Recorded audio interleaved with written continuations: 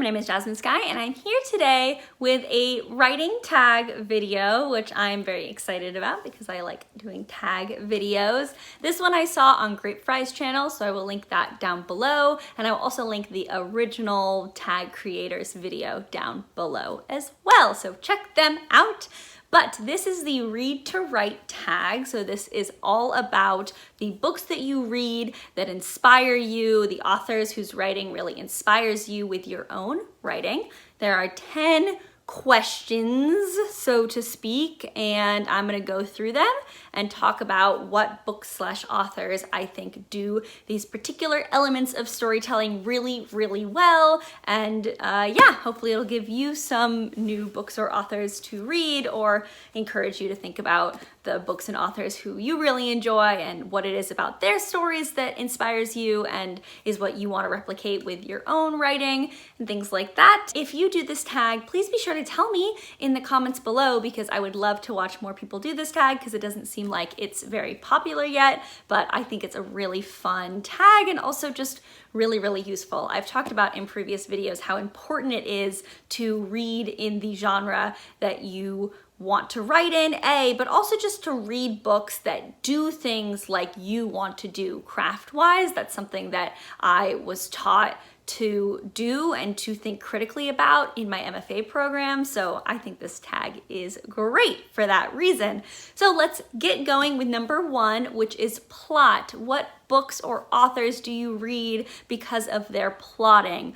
I think hands down, probably my favorite plotter of anyone is Brandon Sanderson. Specifically, his high fantasy is just brilliant. It's so well plotted. His plot twists are amazing. The progression of plot is amazing. Like, I just really love and admire the way that he can write very small plots and also very expansive epic plots and just be so good at it all. It's just really, really amazing. So this is Warbreaker. This is one of his standalone fantasies. Technically, there are more books in this series, but they're not out yet. And this one very much stands alone. So if you are at all intimidated by the size of Brandon Sanderson's fantasy, then this is the one that I typically recommend because it is just a standalone, but it's a really good fantasy story with, again, all of the Brandon Sanderson classics in terms of character reveals and plot twists and things like that, that will show you how good he is at that element of storytelling. Number 2 is character development. And for this, I'm actually gonna go back to an old favorite who is Tamora Pierce. Tamora Pierce has a really interesting way she does character development where all of her main characters will have one fatal flaw, which is, you know, very typical and an advice you get in general for character development, but her character's fatal flaw is typically a fear that they have, something that they cannot get over that is just a debilitating fear of theirs. So for instance, in this series, Kel's debilitating fear is a fear of heights. And one of the really cool things that Tamora Pierce then does is that she throws her characters against their fear for the plot of the story, which is a very compelling way to develop character. And then also in general, Tamora Pierce's series are very long ranging. It starts when Kel is like 11 maybe, and it goes until she's like in her early 20s, and the progression of Kel's character, and for all of Tamora Pierce's series, the progression of the main character through time is very, very compelling. So this is Kel's series, The Protector of the Small series, starts with First Test, ends with Lady Night, and you can just see it straight up from there how Kel progresses through this tale. Third on this list is voice, and my favorite author when it comes to voice, I actually think is one of my favorite romance authors, so I don't have the physical books, but that is Lynn Gala, and a couple books I'm going to point out of hers that I think are particularly good and really show off the range of her voice. There's Mountain Prey, which is a southern voice, very rural mountain redneck vibe, and very, very well done. That combination of this like kinky gay romance with this rural southern voice is just brilliant. I love, love, love Mountain Prey. And then another book by Lynn Gala, which is actually the first of a series, is Claimings, Tales, and Other Alien Artifacts, which is a very amazing and well crafted, world-built sci-fi series, space opera series, and I'm just always blown away by Lynn Galla's range when it comes to the voices of her main characters and how authentic the voices feel for each main character and how that really adds to the world building and the plotting and setting of her romances. So if you like romance at all, I highly recommend checking out Lynn Galla, and either of those two books are a great starting place. Number 4 is dialogue, which I had to think about quite a bit. I don't think I notice dialogue as much the first read through. I really have to be looking specifically for dialogue, which is correct because the best dialogue should be seamless with the characterization. That is what good dialogue is all about. One classic author that is sort of one of the first people who played with dialogue and is well known for her dialogue is actually Jane Austen. Jane Austen is actually the person I studied dialogue with in my MFA program, as in we use Jane Austen texts to study dialogue techniques. So she's a great example. But in terms of a modern example of someone who I think does dialogue well, I'm gonna go with Cemetery Boys by Aiden Thomas. I think that this dialogue, this is a contemporary fantasy, and the dialogue is very realistic for modern teens. It's very characteristic of the characters and the different ways the characters would use dialogue. And I think that Aiden Thomas has a really good grasp on dialogue techniques. So that's my recommendation for that. Number 5 is setting, and unlike dialogue, I always notice setting in story. Setting is one of my bread and butters of writing and craft, and I really admire when setting is integral to the plot and the world building and all of that stuff. So fun, good, unique, interesting, compelling settings are something that I really love and admire, and one series that I think does that really well is the Green Hollow duology. This is Silver in the Wood and The Drowned Country. It starts with Silver in the Wood. This is a Tor duology. They're very short novella duology, but setting is so integral to the story and the plot and the characterization in these two books that the set pieces just feel alive in a really amazing way. And I think if you're looking to level up your own setting, set descriptions, things like that, then this duology is a good one to look at for that specific craft element. And I love them. Number 6 is fight scenes, and again, I had to think a bit before I came up with this one, but I ended up settling on Full Metal Alchemist by Hiroma Arakawa. Now, this is a bit of a cheat because this is a visual media, this is a manga, so the fight scenes are shown to you rather than told to you like in traditional prose narrative.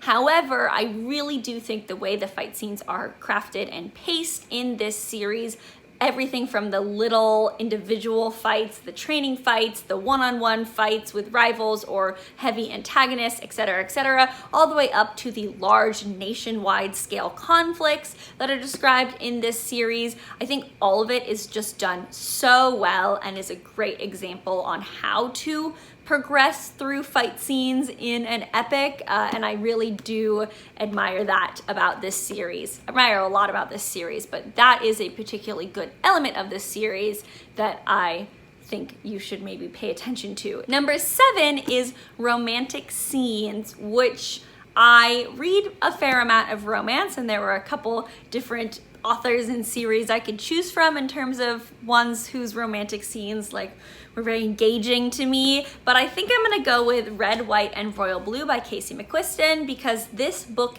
in particular goes through all the stages of a romance, from the enemies to lovers, to the friendship, the friends to lovers, all of the first time they have sex, to the more established relationship, the support, the tension of all of that. There's just so much progression in this book for being a standalone contemporary. I think it's a great one to look at in terms of how to do different stages of a romantic storyline and I think Casey McQuiston did a very good job with all of the romantic scenes. There is a lot of sex in this, so if you want to look at something to learn how to level up your sex scenes, like this is definitely an option for you to study and have a lot of fun reading. Number 8 is Emotion, and I think I'm gonna go with the book that I don't actually have a physical copy of because I read it from the library, and it's one that I don't think I will ever reread because it was so emotionally difficult for me to get through, but that is Damsel by Elena K. Arnold. This book is a twisted fairy tale story that has so many trigger warnings, so many trigger warnings for abuse and gaslighting and animal harm, sexual assault. There's a lot of really difficult things that happen to the main character in this novel and to people around her, but especially to the main character. And it really emotionally drags you down. But then that climactic, cathartic relief of the ending is so amazing, such an upswing because of how low emotionally the novel dragged you, that really Elena K. Arnold just has complete control over your emotions throughout the reading process of this novel. And I think that's a great example for how to make your readers emotional in all of the sides of the emotional spectrum. So yes, Damsel is a recommendation for that. Now, number 9 is Pacing or Tension, and there's a lot of different ways. I'm sure a lot of people would recommend like suspense novels or things like that, but a series that I think is particularly well paced and keeps the tension up throughout the entire trilogy is the Captive Prince trilogy. This is one of my favorite trilogies of all time. It's another romance trilogy, though I will say it is more heavy on the medieval politics side than it actually is on the romance side. In fact, the first book is not a romance whatsoever. Do not go into the first book thinking that it is a romance because you will be disappointed. And like Damsel, there's a lot of very difficult emotional things that happen throughout this trilogy, especially in the first book. This is a slavery narrative and there's a lot going on with that, but this is just so compelling and such a quick read throughout the entire trilogy because the pacing is on point. There's so much high stakes, whether it's through the action or through the emotional scenes and the character relationship development, that it is really hard to put this series down once you start. And in regards to the deliberate crafting of this pacing and this tension, C.S. Pacat actually has a blog post about tension and what she thought of in terms of trying to create that within this series. So I'm going to go ahead and link that down below as well if you want to read her thoughts on pacing and tension and, you know, creating those kinds of high stakes climactic events. And I think that this really shows her skill with that. And finally, number 10 is Theme, and I went ahead and went with one of my favorite series of all time, which starts with Ancillary Justice and goes through Ancillary Sword. This is the Imperial Radek trilogy, and I just adore this military sci-fi series, and I really think that it has such amazing themes surrounding classism, gender, racism, just so many really good things are discussed throughout this trilogy. The second book and the third book deal with police brutality and things of that nature. There's a lot of social commentary throughout this, and I think it's all handled really, really well, and I am just so impressed with this trilogy and how much thought went into what it was talking about, even outside of just the fun military sci-fi revenge plot narrative of the story itself. So that's actually one of the reasons why it is one of my favorite series, if not my favorite series of all time. And I love it. I love it so much.